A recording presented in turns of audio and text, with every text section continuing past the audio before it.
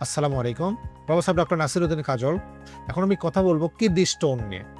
Kidney stone হইলে প্রত্যেকটা রোগী এসে আমাদেরকে বলার চেষ্টা করেন, উনার ব্যথা হয়েছিল, প্রস্রাবের জ্বালা-পোড়া, রক্ত। উনি হয়তো অন্য ডাক্তার দেখিয়েছেন, রোগ ধরা পড়েছে কিডনি স্টোন। উনি এখন আমার কাছে আসলেন, এসে বললেন যে, "ডাক্তার সাহেব আমার তো কিডনিতে স্টোন ধরা পড়েছে, আপনি একটু ট্রিটমেন্ট দেন না স্টোনটা বের হয়ে যায়।" আসলে একটা বুঝতে হবে যে স্টোন সব তো আর কিডনি থেকে বের হবে না আপনার ঔষধে। স্টোন অনেক কিছুর উপর ডিপেন্ড করে। স্টোনের সাইজ, আপনার শরীরের অবস্থা, আপনার কিডনির নালীর অবস্থা, অনেক কিছুর উপরে ডিপেন্ড করবে। কিন্তু সাধারণ মানুষের যে ধারণা যে পাথর হয়েছে আপনি ঔষধ দেন যেন বের হয়ে যায়। যেমন যে রোগীটার কথা বলছি, উনার শরীরে বড় একটা পাথর, প্রায় 2.5 সেন্টিমিটার একটা স্টোন ছিল এবং এই স্টোনটা উনার দীর্ঘদিন ধরে আছে। উনার ডায়াবেটিস আছে, উনার বারবার প্রস্রাবের জ্বালা-পোড়া হয়, রক্ত যায়, মাঝে, মাঝে ইনফেকশনের জ্বর আসে। কিন্তু উনার একই কথা, উনি ঔষধ দিয়ে এটা ভালো হতে চান।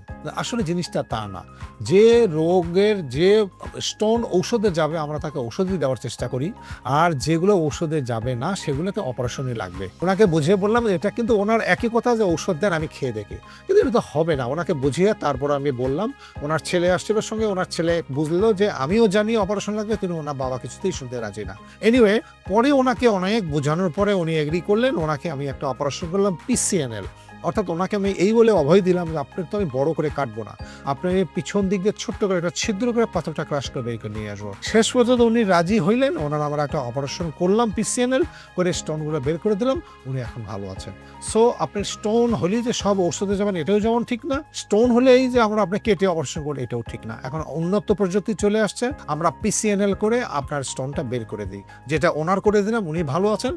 যদি আপনি স্টোন হয় আপনি সিদ্ধান্ত নিতে ভুল করবেন না। যদি আপনি ইউরোলজিস্ট দেখিয়ে উনি যদি আপনাকে বলে অপারেশন লাগবে, আপনি অপারেশন করে নেবেন এবং ভালো থাকবেন। ধন্যবাদ।